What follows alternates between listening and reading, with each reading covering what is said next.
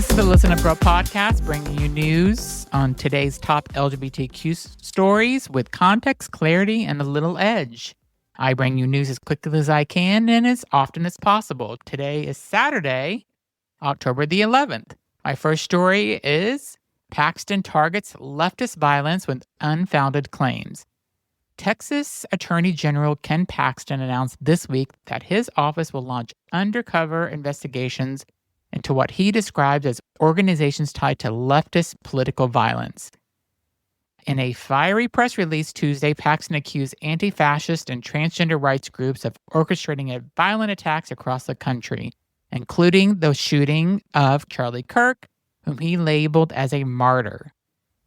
Paxton wrote, "Corrupted ideologies like transgenderism and Antifa are a cancer on our culture.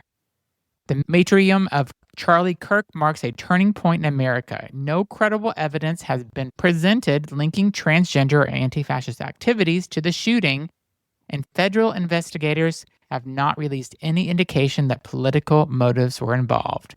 Civil rights groups condemned Paxton's remarks as inflammatory and dangerous, warning they could escalate threats against trans and left-wing communities. That's reported by the Associated Press and the Texas Tribune. Still in Texas, a Texas doll collector goes viral for Superman obsession. So in lighter news, a Texas-based doll collector has gone viral for unveiling his most ambitious acquisition yet, a life-sized, hyper-realistic silicone doll best known for playing Superman.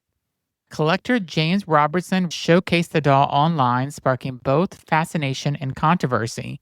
His collection already includes dozens of high-end silicone figures modeled after celebrities and movie characters. While some praised his craftsmanship and dedication, others described it as creepy or unsettling. Robertson Rivas insists it's about art and admiration and not obsession. And from what I read also is that it is anatomically correct as well. That was reported by the Houston Chronicle. Next, Heather Dubrow donates $50,000 to the Trevor Project. Reality TV star Heather Dubrow, known for The Real Housewives of Orange County, is using her platform for good. She and her husband, Dr. Terry Dubrow, announced a $50,000 donation to the Trevor Project, the leading nonprofit focused on suicide prevention among LGBTQ+ youth. The moment will be featured on an upcoming episode of The Real Housewives of Orange County. Dubrow said she hopes that the gift will inspire more compassion and action for queer kids struggling in silence. The Trevor Project says the donation will go towards expanding its crisis interventions and training programs. Next is RFK Jr. spreads new autism claim without evidence. Surprise, surprise. U.S. Secretary Robert F. Kennedy Jr. is once again under fire for promoting debunked medical theories. During a Thursday cabinet meeting, RFK claimed that circumcision doubles autism risk and blamed Tylenol. The claim echoes a 2015 study in the Journal of Royal Society of Medicine that noted a higher rate of autism among circumcised boys. But crucially, the study did not mention Tylenol or establish a causal link. Medical experts have rejected Kennedy's assertion of misleading and unsupported by evidence. That was reported by Newsweek and Reuters Health. Next story is court upholds North Dakota ban on trans youth care. A North Dakota judge has upheld the state's 2023 ban on gender-affirming medical care for minors. Judge Jackson LaForgue ruled that the law does not violate constitutional rights, saying lawmakers have the authority to regulate controversial medical procedures. The ruling defies recommendations from major medical organizations like the American Academy of Pediatrics and the American Medical Association, which affirm that gender-affirming care is evidence-based and often life-saving. Advocacy groups are expected to appeal. It's reported by NBC News and the Human Rights Campaign. Next, Chicago alderman handcuffed by ICE agent. Out Chicago alderman Jessie Fuentes says she was violently detained by ICE agent last Friday while intervening at Humboldt Park Health. Fuentes arrived at the hospital after reports that ICE agents were pursuing a man who broke his leg by fleeing. When she asked to see a warrant, one agent allegedly handcuffed her in anger.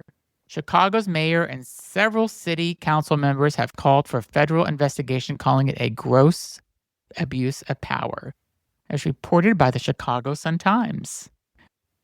Next story, most LGBTQ adults have come out.